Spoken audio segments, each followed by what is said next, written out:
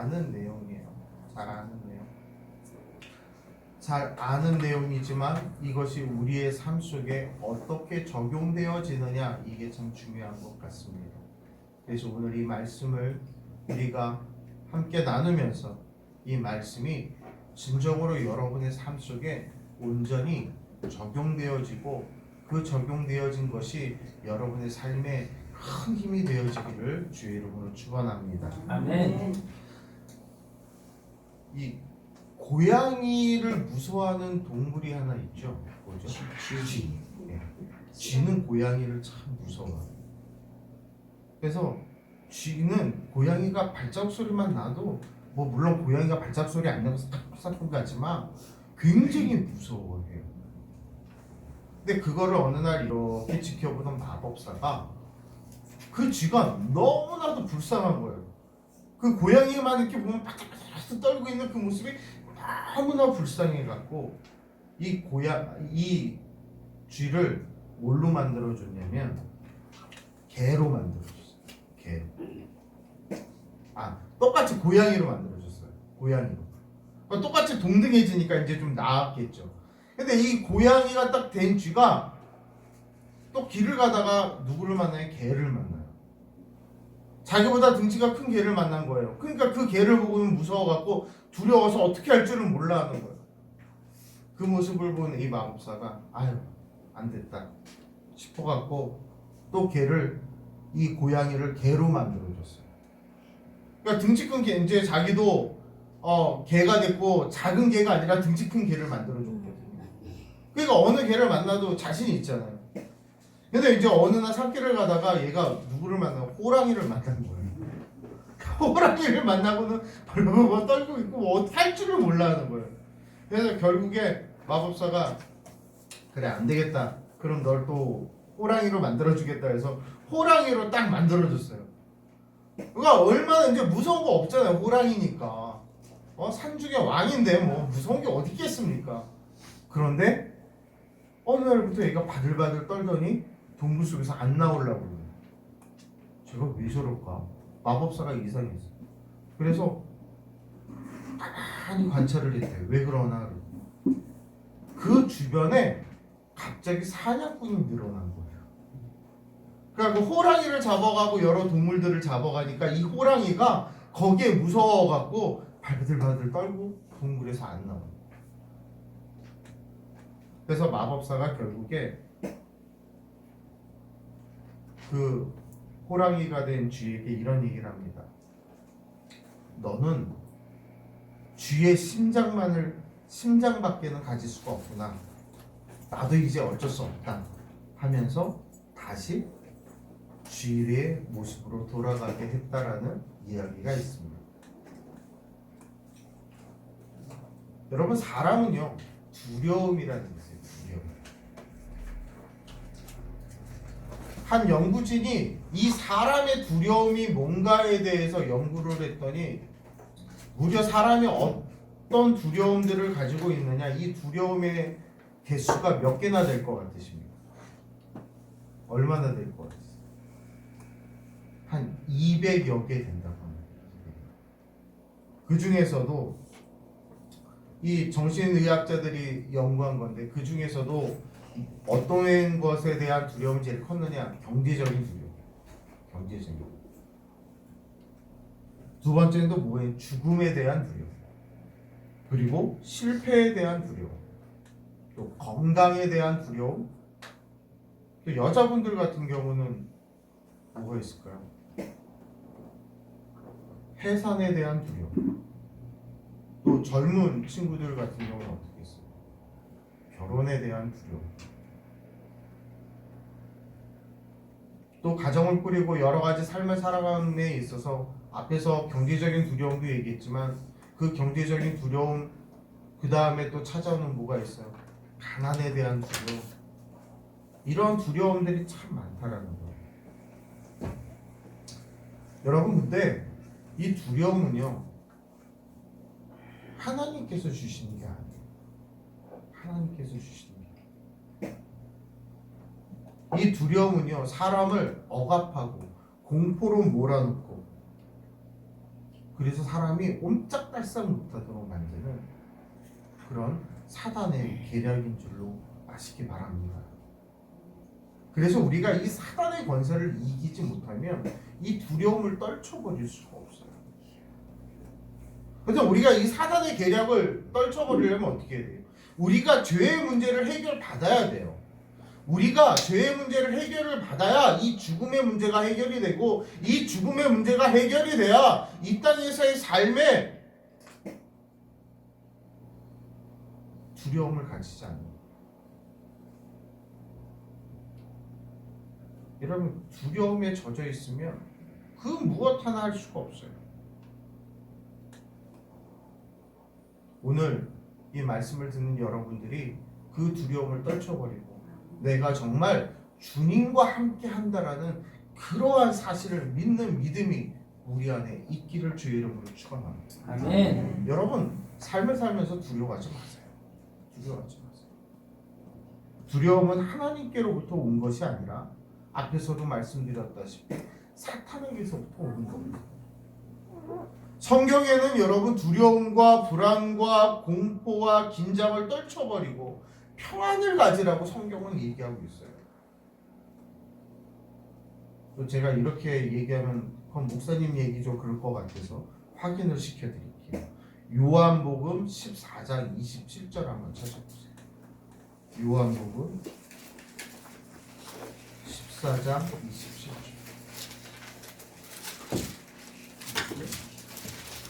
우리에게 평안을 가져오는 길을 제시하고 있어요. 요한복음 14장 27절. 우리가 불안을 떨쳐버리고 공포와 긴장으로 가득 찬 이 세상 속에서 평안함을 찾을 길. 요한복음 14장 27절 다 함께 봉독합니다. 평안을 너희에게 끼치노니 곧 나의 평안을 너희에게 주노라. 내가 너희에게 주는 것은 세상이 주는 것과 같지 아니하냐. 너희는 마음에 근심하지도 말고 두려워하지도 말라. 아멘. 누가 하신 말씀이에요? 예수님이 하신 말씀이에요. 평안을 너희에게 끼치노니 곧 나의 평안을 너희에게 주노라. 내가 너희에게 주는 것은 세상이 주는 것과 같지 아니하니라. 세상에서 주는 평안이 아니라는 거예요. 세상에서 얻을 수 있는 평안이 아니라는 거예요. 내 마음의 참 평안은 예수 그리스도를 통하여서, 하나님의 말씀을 통하여서, 하나님의 은혜를 통하여서 예수의 그 사랑의 보혈의 피로 말미암아 우리에게 주어진다는 사실입니다. 그렇다면 예수님께서 우리에게 이러한 평안을 주실 수 있는 건 바로 예수 그리스도만이 그 사탄의 권세를 깨트려버리고 우리에게 평안을 주실 수 있다라는 말씀인 것입니다.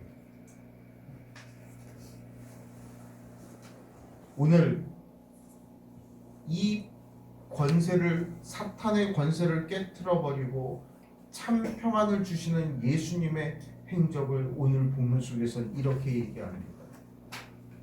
예수님께서 사역하시던 그 갈릴리 지역에는 정말로 불안하고 두려움에 가득 찬 사람들이 살던 지역입니다.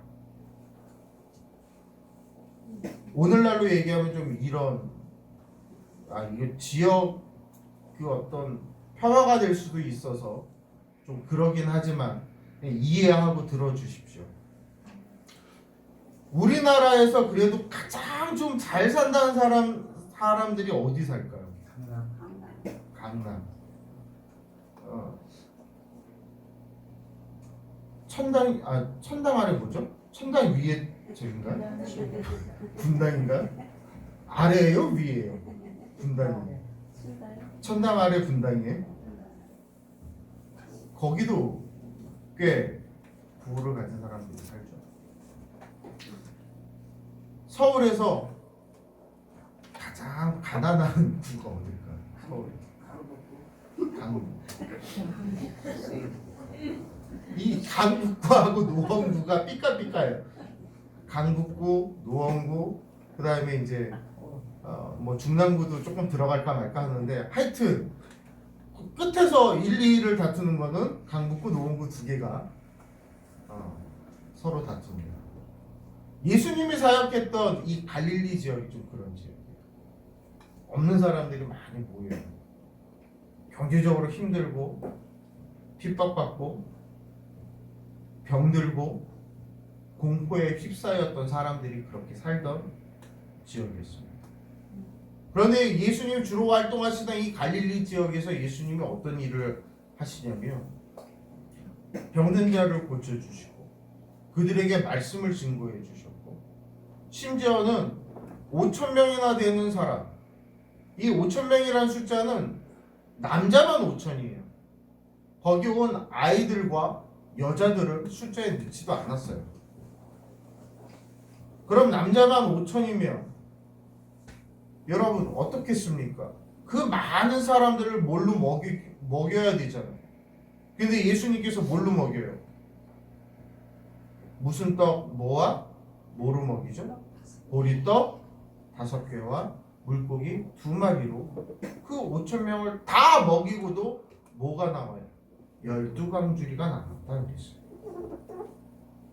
그리고 말씀을 전파하시고 그들의 은혜를 받고 그들의 아픈 자들이 나음을 입고 놀라운 역사들이 일어나는 그 순간 그 장소에 있던 많은 사람들이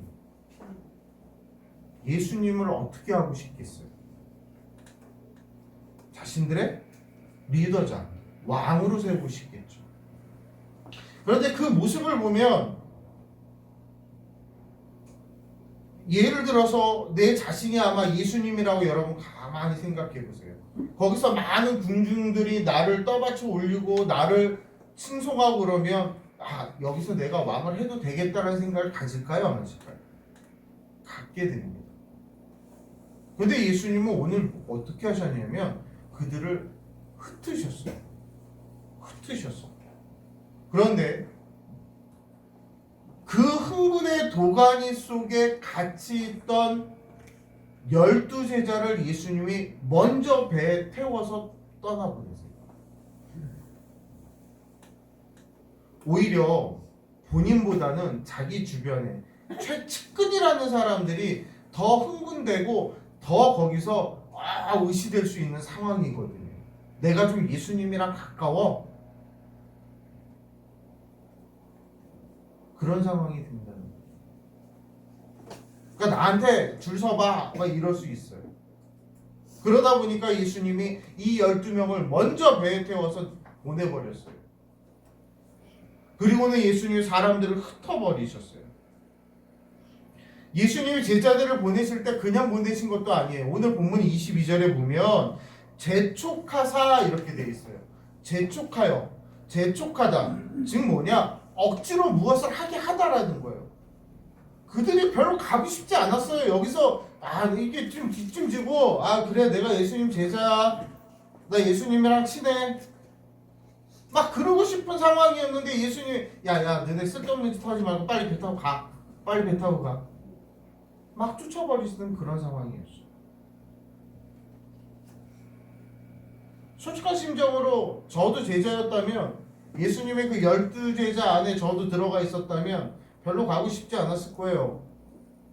왕 바로 밑에 나거든? 그러니까 나한테 잘 보여봐. 그러면 뭐 너네 맛있는 것도 먹을 수 있고 너네 아플 때 이렇게 우리 성경 와서 기도해주면 너 낫기도 하고 다 그래. 그러니까 내 밑으로 줄 좀 서봐. 이러고 싶었을 거예요. 그럼 얼마 가기 싫어요. 오랜만에 좀 사람들한테 높임을 받고 칭송을 받는 그런 자리인데 예수님이 그들을 내어 흩어버리셨어요.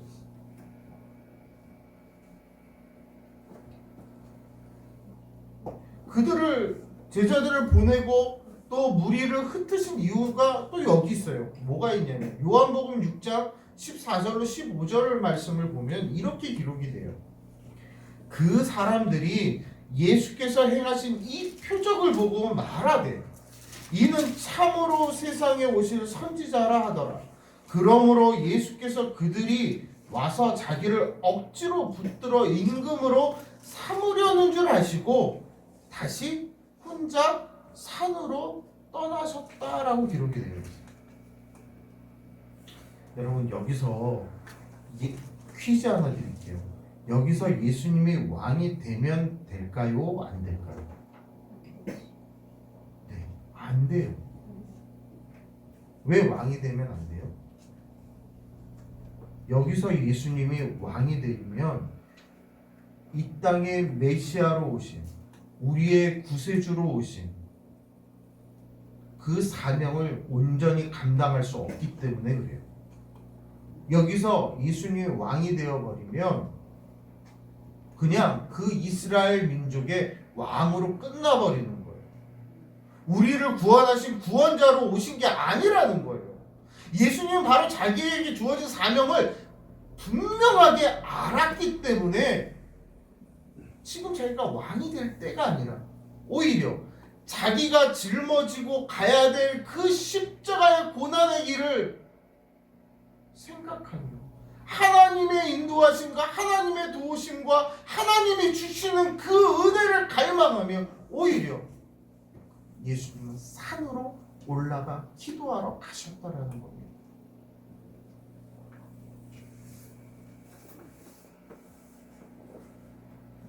여러분, 우리는 이 예수님의 모습 속에서 배워야 돼요. 우리가 뭔가 좀 높아지고 막 뭔가 누군가가 이렇게 동등해주면 그럴 때일수록 우리는 낮아지고 기도할 수 있는 자가 되어야 됩니다.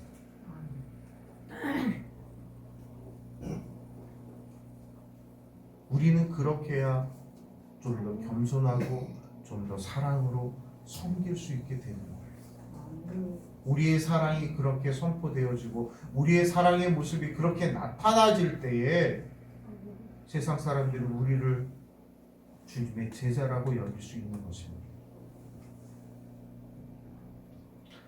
본문으로 다시 돌아와서 예수님의 제자들을 재촉하여 먼저 보내시고 무리를 해산시킨 다음에 조용히 산으로 기도하러 올라가셨어요. 왜 무리를 보내신 후에 따로 기도하러 산에 올라가셨을까요? 하나님의 은혜를 갈망함도 있었고 하나님께서 예수님께 하실 이야기, 하나님과의 대화도 필요했고 앞으로의 사역의 방향도 필요했고, 그런데 그거와 맞물려서 또한 중요한 것 하나가 있었으니 그건 무엇이냐면 오늘 그 현장에서 하나님의 말씀의 은혜를 받고 하나님의 기도의 능력으로 고침을 받고 5,000명이 먹고 12강줄이가 남는 그 놀라운 기적의 역사의 현장 속에 있던 그들을 위해 기도하는 것, 그것이 예수님께 중요했다고.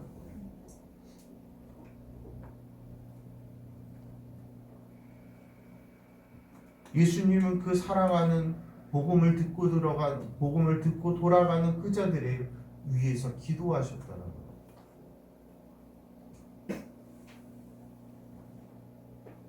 예수님이 이처럼 우리를 위해 기도하십니다. 우리가 말씀을 듣고 은혜를 받았을 때, 하나님의 능력을 보고 우리가 그것을 믿을 때 모여서 무엇인가 웅성웅성대고 무엇인가 나타내려고 하는 그 인간들의 마음을 가라앉히시고 오히려 그들을 세상으로 내보내시면서 세상으로 나아가 증거하게 하시면서 그들이 무너지지 않도록 실족하지 않도록 그들을 위해 기도하셨다라는 것입니다. 예수님이 이렇게 기도하시는 가운데에 24절에 배가 이미 육지에서 술이나 떠나서 바람이 거스름으로 물결로 말미암아 고난을 당하더라. 이 누구 얘기예요? 배를 태워보낸 제자들의 얘기. 예수님께서 기도하는 가운데에 그들의 그 고난의 모습을 보시게 되고 그 술이나 떨어져 육지로 가지도 못하고 돌아오지도 못하는 그 가운데서 그 고난을 당하는 그들에게 예수님이 찾아가십니다. 예수님이 찾아가시는 시간이 언제예요? 25절에 보니까 밤 사경이라고 했습니다. 밤 사경. 밤 사경이면 언제냐면 새벽 한 4시에서 6시 사이 정도. 4시에서 6시 사이. 이게 밤 사경입니다. 자, 다시 한번 시계를 되짚어 보면 제자들이 예수님의 재촉에 의해서 배를 타고 떠났단 말이에요. 갈릴리를. 그때가 언제쯤이면 초저녁 때예요. 초저녁 때. 초저녁 때 그들이 배를 타고 갔어요. 배를 타고 나갔는데 풍랑을 만나요. 이들이 그 중에 어부 출신 제자들이 있으니까 얼마나 최선을 다해서 그걸 이겨보려고 애썼겠어요. 그런데 그 애쓰고 힘들게 노력했던 게 언제까지예요? 밤 4경. 새벽 4시, 6시까지 그 고생을 한 거예요. 초저녁. 적어도 못해도 10시간 이상은 그들이 고생을 했다라고 봐요. 얼마나 힘들었겠습니까? 얼마나 고생스러웠겠어요. 이들은 정말 예수님이 그 은혜의 현장, 그 역사의 현장에서 모든 걸 보고 뭔가 좀 의심되고 뭔가 좀 잘해보려고 했던 그 시점에 예수님께 쫓겨서 바다로 나왔더니 풍랑을 만나고 죽을 고생, 개고생 다 하고 있는 거예요. 여러분, 여기에서 우리는 하나 발견해요. 우리가 은혜를 받고 우리가 성령 충만함을 받아도 우리에게 고난이 다가올 수 있다는 거예요.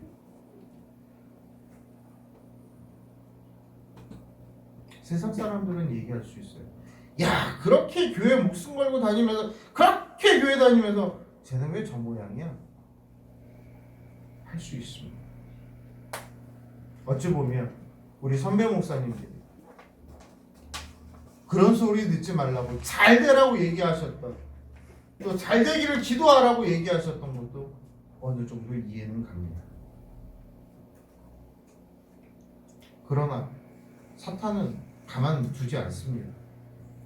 좀 뭔가 알았을 것 같은 사람들을 골라서 흔들어 제낍니다. 세상에 권세를 주고 있는 그들이 우리를 가만두지 않습니다. 왜요? 그 은혜의 현장 속에서 받았던 은혜를 흐트러 버려야 그 영혼이 자기의 영원한 소유가 되기 때문에 사탄은 그렇게 방해 공작을 하는 것입니다. 모든 것을 동원해서 우리를 저 낭떠러지로 떨어지게 하려고 하는 것입니다. 내가 잘 되었던 그 순간, 내가 풍성했던 그 순간, 세상말로 내가 정말 잘 나갔던 그 순간, 근데 지금의 나 왜 이러지?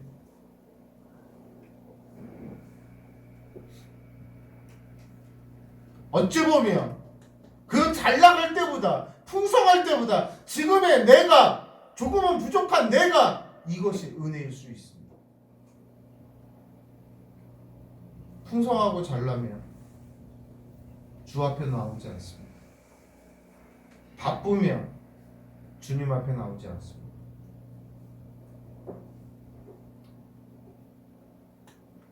속된 말로 죽을 똥 살 똥 살아갈 때 주님 앞에 나옵니다.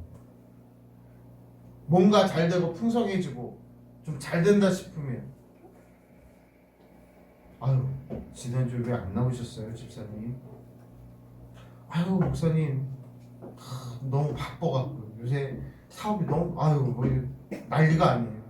제가 요 바쁜 것만 좀 끝나면 교회 갈게요. 그 바쁜 게 언제 끝나는지 아직까지도 안 돌아오신 분들이 꽤 돼요. 제가 아는 분들.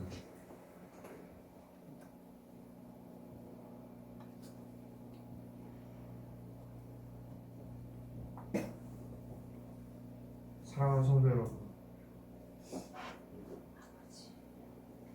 나의 지나간 과거에 붙들려 있지 마세요.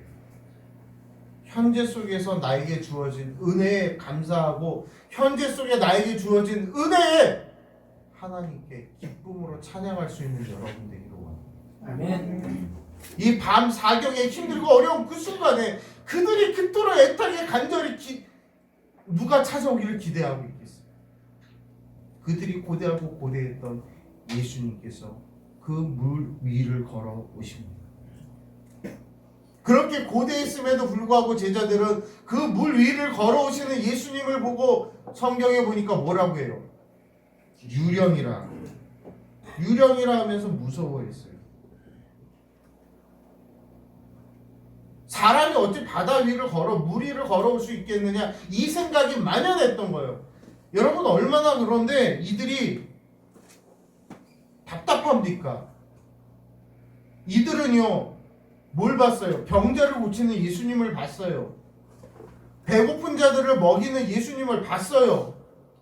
놀라운 하나님의 말씀을 통하여 심령의 뜨거움을 경험하는 은혜를 받았어요. 그럼에도 불구하고 그 순간에, 그 위기의 순간에 저 멀리서 걸어오는 예수님을 보기보다는 뭐라고 얘기해요? 유령이다라고 얘기해요. 우리의 인생의 파도 속에 우리는 그 파도를 뚫고 걸어오시는 예수님을 보기보다는 유령과도 같은 존재들을 어찌 보면 흠모하고 있는지도 모릅니다. 유령과도 같은 세상의 권력과 세상의 물질과 세상의 도움의 손길을 우리는 바라다보고 있는지 모릅니다. 실질적으로 풍랑이는 그 풍랑을 잠잠케 하시고 그것을 진정시키고 그 위를 걸어올 수 있는 건 세상의 권력도 세상의 물질도 세상의 능력도 아닙니다. 오직 우리 주 예수 그리스도만이 그렇게 하실 수 있는 겁니다. 아멘. 그 예수님이 걸어와서 제자들에게 얘기합니다. 내니 두려워 말라. 내니 두려워. 덜덜 떨고 있는 그 제자들을 안심시키셨고 우리를 향하여 두려워하지 말라라고 말씀하고 있습니다. 우리에게는 미지의 세계에 대한 두려움이 있어요. 죽음에 대한 두려움, 질병에 대한 두려움, 실패에 대한 두려움, 장래에 대한 두려움, 특별히 남편이나 자녀들의 그 진로 앞으로의 문제들에 대한 두려움, 그런 두려움들이 있어요.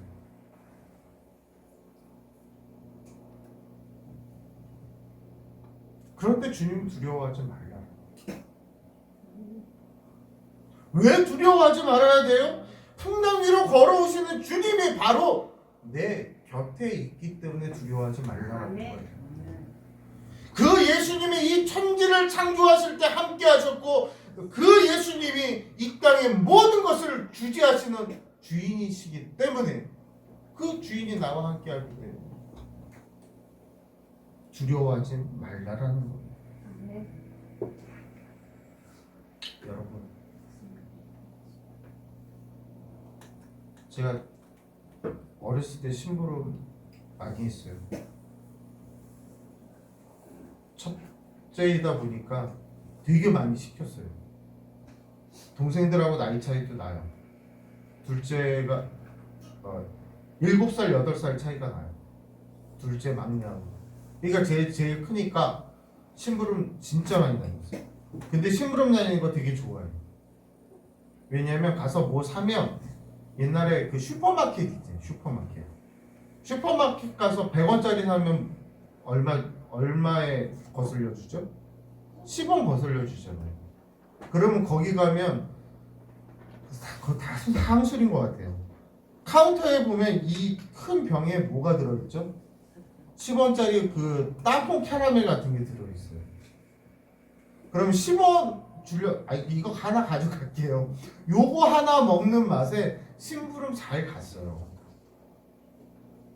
그런데 문제는 이거예요. 우리 집 나와서 골목길을 지나갈 때 낮에는 뭐 개가 짖어도 별 무서움 없이 가는데 이건 해만 떨어지면 저희 골목을 나가면서 이렇게 T자형이거든요. 근데 딱 나가면서 그 T자 요 앞에 있는 집에 큰 개가 있었어요. 그러니까 개가 밤만 맨날 짖는 거야. 내 발소리만 들으면. 어렸을 때 얼마나 무서워요. 그러니까는 대문 열고 딱 나가면 하나 둘 셋 다 탁 뛰어서 가는 거예요. 그렇게 가야 그 무서움을 좀 이겨내고 지나갈 수 있는 거예요. 그리고 돌아올 때도 그 앞에서 팍팍 뛰어서 집으로 들어가요. 근데 하루는 아버지 손을 잡고 이제 밤에 나가는데 하나도 안 무서워요. 하나도 안 무서워요. 왜냐면 아버지가 있잖아요. 아버지가 있잖아요. 여러분 하다못해 어린아이가 육신의 아버지 손만 잡아도 평안하고 그 무서움을 이기고 나가요. 이 땅의 모든 것을 창조하시고 주장하시는 그 하나님의 아들인 우리의 구원자 되신 예수님께서 여러분을 붙들고 있는 거예요. 아멘. 여러분 무엇을 두려워하십니까? 안심하십시오. 아멘. 안심하십시오. 내니 두려워 말라 하신 예수님 앞에 베드로가 얘기합니다. 주여 만일 주님이시거든 나를 명하사 물 위로 오라 하시옵소서. 그때 예수님이 뭐라고 그래요? 그래 오라 말씀하십니다. 베드로가 믿음을 가지고 물 위로 내려갔어요. 그리고 발을 내딛습니다. 그 풍랑 있는 바다 위를 잘 걸어가요. 그러다가 주님을 바라다보고 걸어가다가 그의 시선이 어디로 향합니까? 풍랑치는 바다를 보게 돼요. 그 바닷물을 볼 때 그가 물 아래로 가라앉기 시작합니다. 주님을 바라다보고 갈 때에는 물 위를 온전히 걸어갈 수 있었지만 주님으로부터 그 시선이 풍랑으로 향할 때 그는 물로 빠져들 수밖에 없었어요. 사랑하는 성도 여러분, 여러분의 시선이 어디에 가 있습니까? 여러분이 어떠한 문제로 어떠한 괴로움으로 왜 헤매고 계십니까? 우리의 시선이 하나님께 가 있지 않기 때문에, 우리의 시선이 주님 앞에 가 있지 않고 세상 속에 있기 때문에 세상 것에만 우리는 기뻐하고 즐거워할 뿐입니다. 우리의 시선이 세상이 아닌 주님을 향할 수 있기를 바랍니다. 세상을 향하여 내가 지금 그 어려운 가운데 빠지고 있다 할지라도 오늘 베드로가 외친 것처럼 주여 나를 구원하소서라고 외칠 수 있는 저와 여러분 되기를 원합니다. 아멘. 우리가 외쳐야 돼요. 주님 나를 불쌍히 여기시고 나를 구원해달라고 외쳐야 돼요. 그때 주님 믿음이 작은 자여 왜 의심하느냐? 꾸짖는 것이 아니라 그 믿음을 다시 한번 일으켜 세워주시는 놀라운 역사가 일어난다는 사실입니다. 우리가 신앙생활하면서 이러한 믿음을 가지십시오. 주가 나를 일으키신다는 것, 이 어려움 속에서 나를 건져내신다라는 것 여러분 믿으시기 바랍니다. 아멘. 아유 목사님 그거는 뭐 그냥 목사님 설교할 때는 하는 얘기고 어디서 많이 신앙 프로그램에서 나와서 간증하는 사람들 그 사람 얘기고 다 굳은 거리가 먼 얘기예요. 거리가 먼 얘기. 이런 얘기 하시는 분들 마음을 고치십시오.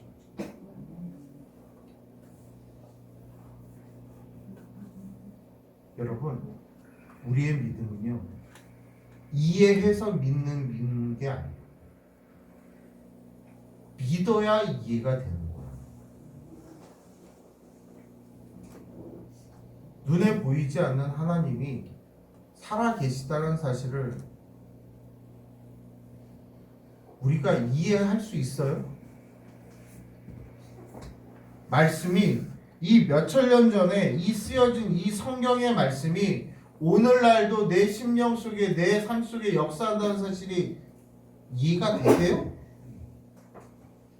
세상 논리, 세상 사람들의 이치로 보면 저거 미친놈들 아니야? 딱 그 소리 듣기 좋아요. 근데 우리는 믿어요. 그리고 우리는 그게 다 이해가 돼요. 그런데 이해하려고 하면 믿어지지 않아. 그게 믿는 자와 세상 사람들의 차이입니다. 세상에 있는 사람들은 이해하고 믿으려고 하지만 주님 안에 부름을 받아 나온 우리는 믿음으로 그것이 이해가 되더라는 거예요. 오늘 베드로가 무슨 마음으로 그 물 위로 뛰어내렸습니까? 보통 사람의 머리로 이해되지 않아요. 거기 배 안에 12명이나 있었어요. 그런데 그 풍랑 위로 뛰어내리겠다고 한 사람은 베드로 한 사람이에요. 한 사람. 12대 1.